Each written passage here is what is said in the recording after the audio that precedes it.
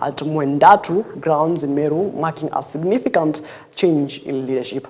The swearing-in ceremony comes after Mwangaza's impeachment was upheld by the Senate, a ruling that was temporarily suspended but later affirmed by the High Court. Justice Bahati Mumuye, in a ruling delivered on March 14th, dismissed Mwangaza's plea to invalidate her removal, stating that the petition challenging her ouster did not meet the legal threshold to overturn the Senate's decision. The judge confirmed that Mwangaza was given a fair hearing during the proceedings.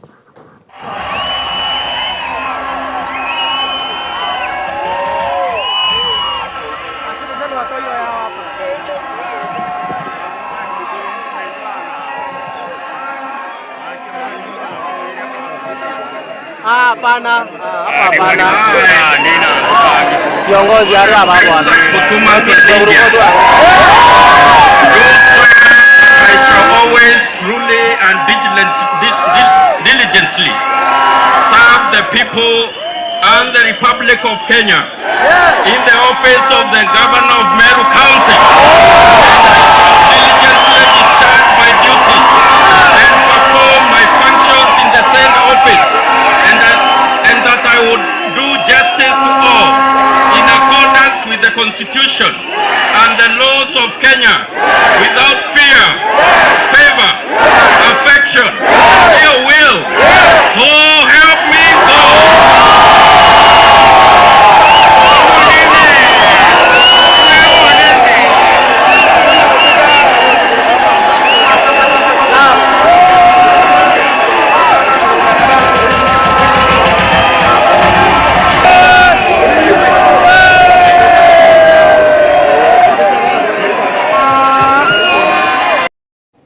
Right, and of course, the former governor Kawira Mwangaza has said that she will appeal that the court, you remember the High Court upheld his ouster, and she has said that she will appeal. Now that will be bringing you in our subsequent bulletins tomorrow in the day. Moving on, the government has reached an agreement with the Kenya University Staff Union, that is KUSU, and the University Academic Staff Union, that is the UWASU, to bring an end to the month-long strike that has disrupted learning at the Technical University of Kenya. I want to impress upon academic staff, more importantly, let us work, because now we have a deal. We could not get everything, but we have a phased plan that is going to solve this problem once and for all. We've had the opportunity previously to deal with the issues that were facing Moi University, and we were able to bring them under control, and we are doing the same for Tuk University, as we will continue dealing with all the other universities so that we can find lasting solutions to the challenges that this sector is facing. Just like we are dealing with the rest of the issues that the country is facing. We had challenges, I know, of capitation for secondary schools and junior schools, which we sorted out, and the final amount for first term was paid last Friday. The 14 billion that was outstanding was released on Friday. So we are continuing to deal with the problems that are facing this sector every day, and we are resolving them one by one. And it's our belief that we will find an area or a sector that is hygienic, that is predictable, where people know where they stand. All right, moving on. President William Ruto has lauded the African Development Bank, that is the AFDB, for its critical role in Kenya's development for over past 60 years. The president made the remarks during a ceremony at State House, Nairobi, where he awarded AFDB President Akinwumi Adesina with the prestigious Chief of the Order of the Golden Heart Award, Kenya's highest honor. In his address, President Ruto expressed gratitude for Dr. Adesina's leadership and the AFDB's unwavering support in key sectors of Kenya's growth, including infrastructure, agriculture, water, and energy. The award was given in recognition of Dr. Adesina's significant contributions, both personally and through the bank, to the development of the country. Congratulations. This morning, I am very proud to be the president that confers on you this well-deserved honor of the people of Kenya. It's an honor that I have the privilege as president, but on behalf of the government and people of Kenya,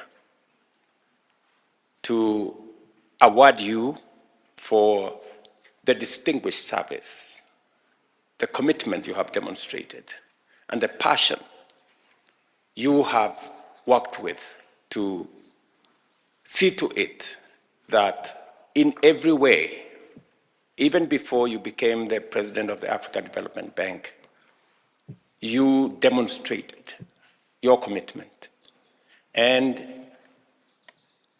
your passion for our country. My brother, Adesina, I want to say thank you very much. Your Excellency, President Ruto, I am most grateful to you, sir, for your conferring on me today the prestigious honor of the Chief of the Order of Golden Heart, CGH, Kenya's highest and most distinguished honor. I am greatly humbled by your incredible kindness. What a great honor. What a rare privilege. What a historic recognition. Thank you, thank you, thank you, Your Excellency, Mr. President. It is such a joy to be back here with my dear wife and your sister, Grace, in Kenya, a nation that I love, and to be in the State House with a president who is my dearest brother and friend. They say home is where your heart will always be. I consider Kenya as my home. After all, I lived and worked here in this beautiful country for about 9 years, starting from my days working with the Rockefeller Foundation and the Alliance for a Green Revolution in Africa, AGRA.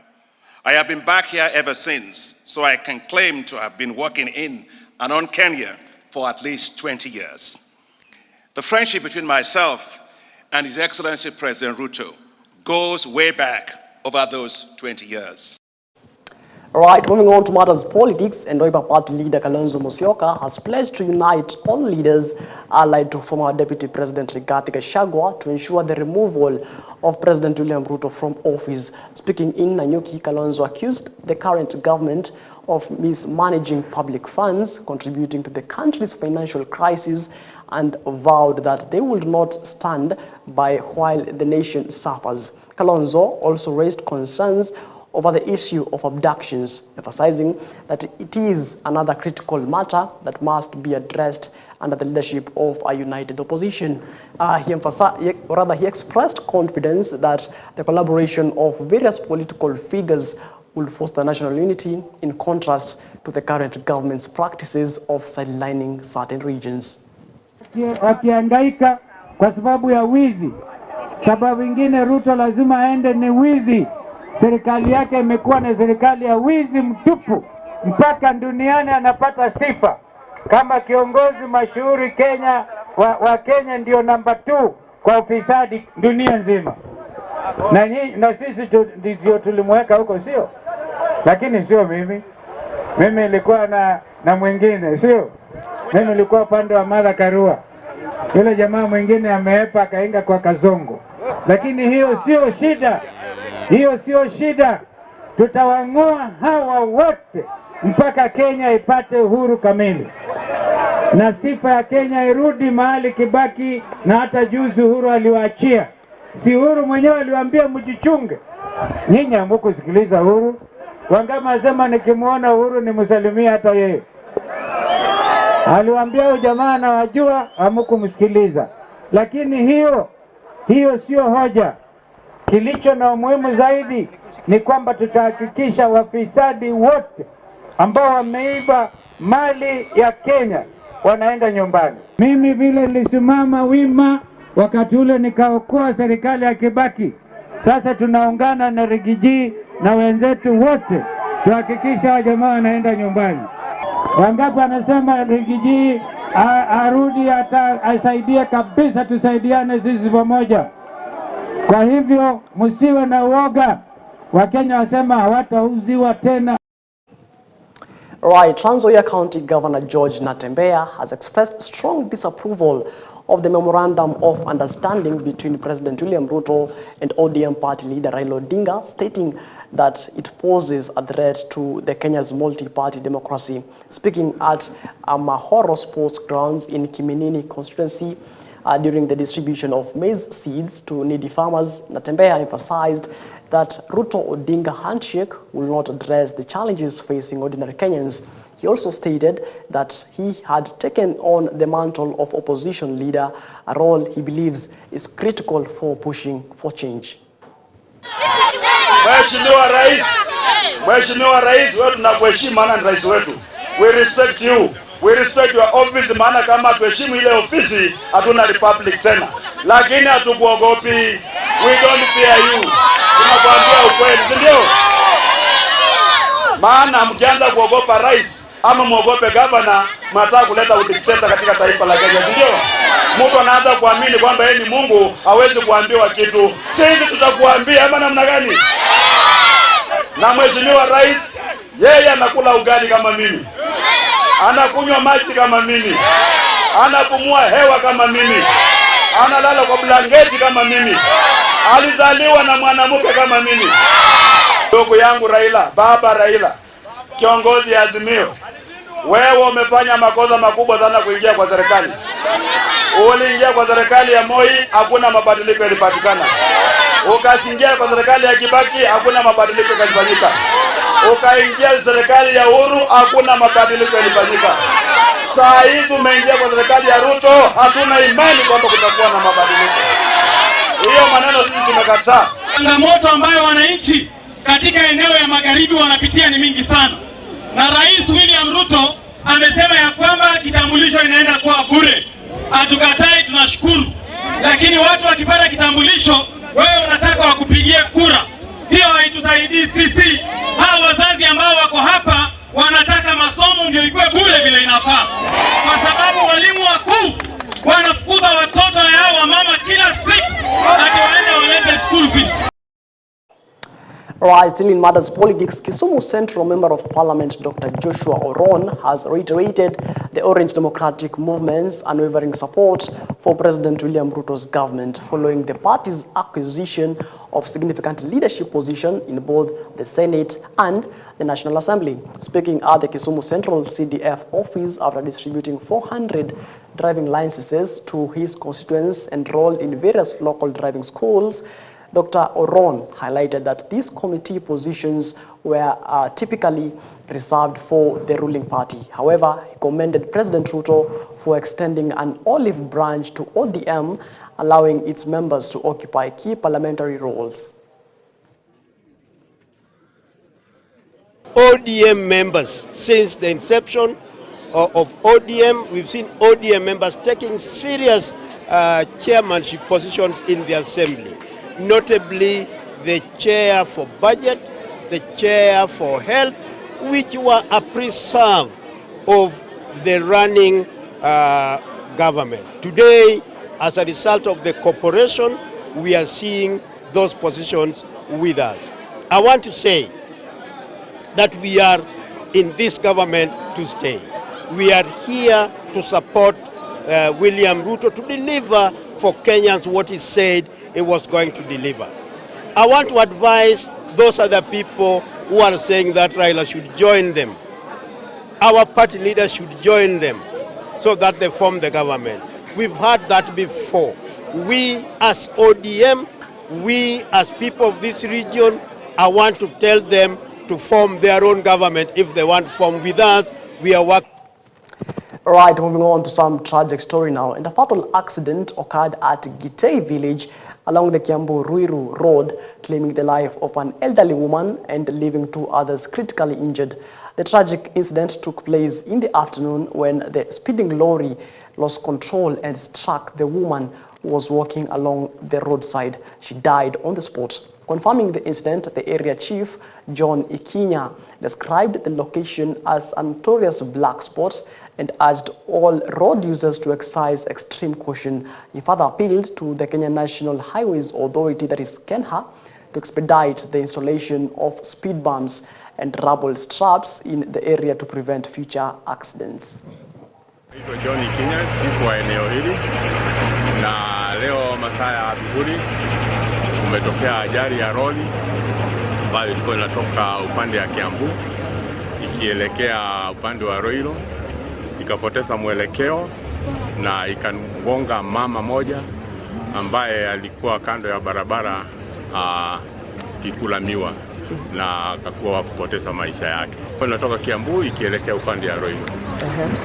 Ikapoteza mwelekeo, ikayumba kwa barabara na ikaenda kando, ikagonga huyo mama. Kuna kitu nilikuwa naangalia kwa TV. Dakika kidogo mamangu akaniita. Nikienda kutoka nje kuzima TV, nikienda kutoka nikasikia mlio mkubwa sana, sauti kubwa sana. Alafu mamangu akaanza kushout, dadangu, dadangu, akielekea kwa barabara. Nilitoka tu kwa nyumba mbio kuangalia juu upande wa barabara, juu ni mita kama mita 3 pale nyumba zetu ziko. Kiangalia kwa barabara naona gari imepita na gate. Sasa kufika pale nilikutana na mtu wa duka, ananiambia huyu shosho wa hapa hapo hiyo lori. Shosho ndio hiyo anti yangu.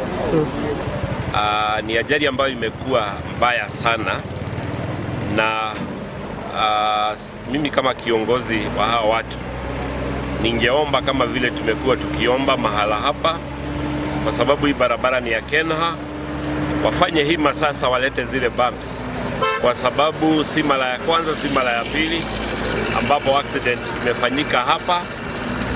At a range of 200 meters zimekuwa ajali mingi, na sasa kuna maisha tumepotesha mahala hapa, na tunahisi baya sana kwa sababu si upendo wetu na si upendo wa mtu yeyote maisha kupotea kwa road accident.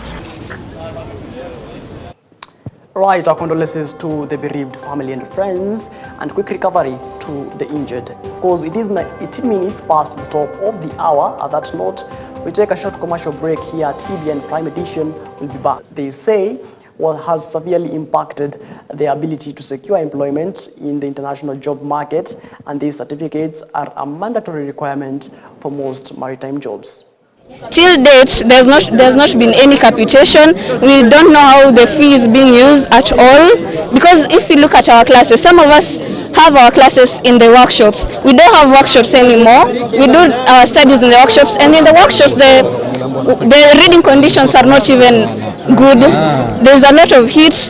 We don't have enough. As a big school like this, you can think that the workshop should be equipped and have everything, but then we have nothing. We've been paying a lot of school fees, lakini the services we get kwa hii shule haziandamani na school fees tunalipa. The second thing, we were told that kuna konga na revolving fund venye help ilitolewa inafaa ku replace hiyo help sasa. So atuelewe mali pesa inaenda, it's like pesa inafanya kitu kingine. You can go to attachments here in Bandari and still pay them fee, and it's not like they are providing you with the attachments. You look for it yourself, then you pay them for going for that attachment. Mwalimu anakuja class, anafundisha anafundisha kama 30 minutes, anasema yeye ndo amelipiwa. Unaona? Which whereby lesson must go for 2 hours, lakini anafundisha 30 minutes and walks away. Unaona? So hiyo ndio kwa tumekuwa shindana, and from now henceforth we'll be having a Black Monday every day. Yes. Every day, every week. We're having a Black Monday. Government na watu wake, there cannot be a back and forth. Atushindani. We listen to their voices and what their needs are. So kwetu sisi ni kusikiza. And for me, it's not a rejoinder. It's to listen and to address what their issues may be.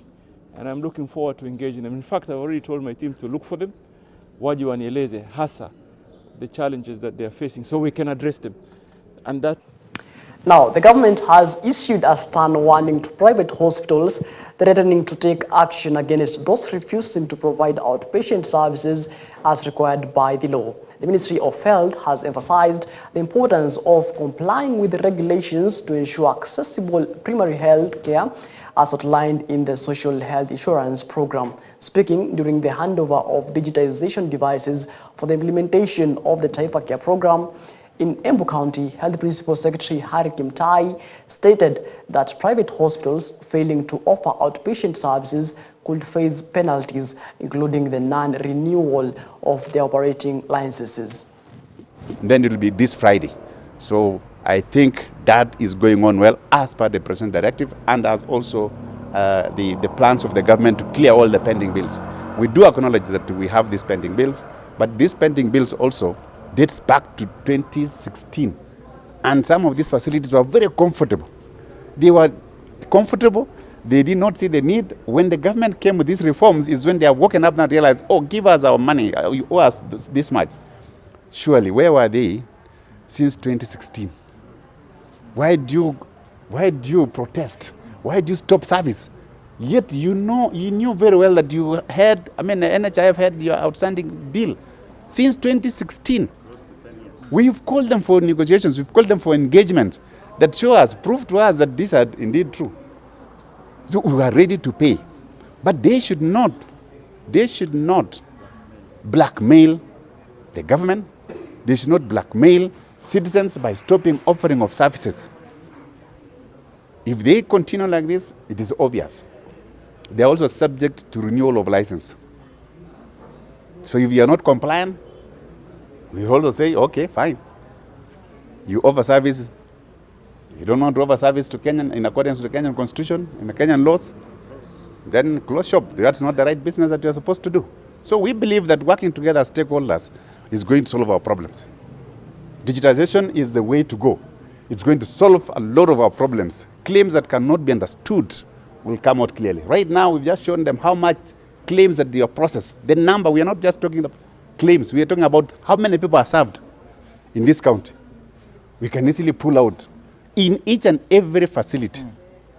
So it's not just this county. In fact, the Excellency Governor was shocked that some of the facilities whom they deem to be offering service, but when you look at the records, it's nowhere. So where does this money go? Could somebody be offering services and pocketing that? Now, the Kenya Kwanza government has reached its midterm milestone coinciding with the 6-month anniversary of the Taifa Care program. This initiative, which was a central pillar of President William Ruto's manifesto, aims to provide equitable, quality, and affordable healthcare to all Kenyans, launched as a key component of the government's commitment to improving healthcare access. The program has already made significant strides in ensuring that more citizens benefit from essential medical services. The government's focus on affordable healthcare remains a priority as it seeks to address the growing healthcare needs of the population. Now, where are we at in matters healthcare? Our reporter Tabitha Wanjiro now reports. It is 6 months now after the new Universal Health Coverage Initiative under the Social Health Authority was rolled out by the Kenya Kwanza administration. As we reform NHIF, we want to have a new vehicle, a social health insurance. The Taifa Care program operates through 3 key funds, that is the tax-funded primary health care fund, the emergency critical and chronic illness fund, and the contributory social health insurance fund. Salaried Kenyans contribute 2.75% of their monthly income to SHIF, while non-salaried individuals pay equivalent annual amounts. Why do I say the new one will work? Because one, we are developing an essential package. 2, we are costing. Despite the promising launch of Taifa Care in October last year, the program has faced significant challenges, with Kenyans still reporting out-of-pocket health costs, undermining the program's main objective. The main challenge was inefficient registration system. However, once these issues were addressed, the government managed to increase the number of members to 20 million, a significant increase compared to the number of those registered with the defunct National Health Insurance Fund, NHIF. The former Cabinet Secretary for Health, Dr. Susan Nakumincha, has urged the Kenyans to continue registering with SHA. She added that it has many benefits to Kenyans, even if it has some issues here and there. Mujiandikishe, mulipe bima yenu, ikaweze kuwasaidia wakati mnaenda hospitali. Matatizo ndogo ndogo huwa hayakosi. Na mimi najua rais ameweka mambo kwa utaratibu ili wakaweze kutengeneza hiyo SHA ikaweze kufanya kazi na kuwahudumia nyinyi wote. A major concern now remains on the low contribution level, whereby only 3 million of the 20 million registered people actively pay for the premiums, which continues to hamper service delivery. It's putting the quality of care at risk, and we who have the first duty to care for our patients are no longer able to continue providing care under circumstances that endanger the Kenyan people. Hospitals require resources, they require drugs, they need to pay personnel. However, financial constraints have led private healthcare providers to withdraw credit services from SHA-registered patients, pending the clearance NHIF errors amounting to 30 billion Kenyan shillings. Based leaders have reached a painful decision, since we cannot afford to take in more debt after numerous engagements with the Ministry of Health, SHA, and all necessary government leaders. Consequently, despite different perspectives from leaders, health stakeholders, and Kenyans, many are still waiting to see the Social Health Authority working accordingly to help achieve equitable, quality, and affordable healthcare for Kenyans both internally and externally. Tabitha Wanjiro reporting for EBN TV, Nairobi. All right, many thanks Tabitha Wanjiro for that particular report. It is exactly 29 minutes past the top of the hour. At that note, we wrap up our bulletin here at EBN Prime Edition. Many thanks for, of course, keeping me company and, of course, for your feedback and your viewership. And our sign language interpreter has been Laura Omondi. Martin Macharia is my name. Do have yourself a lovely night. Let's meet again when God says we do.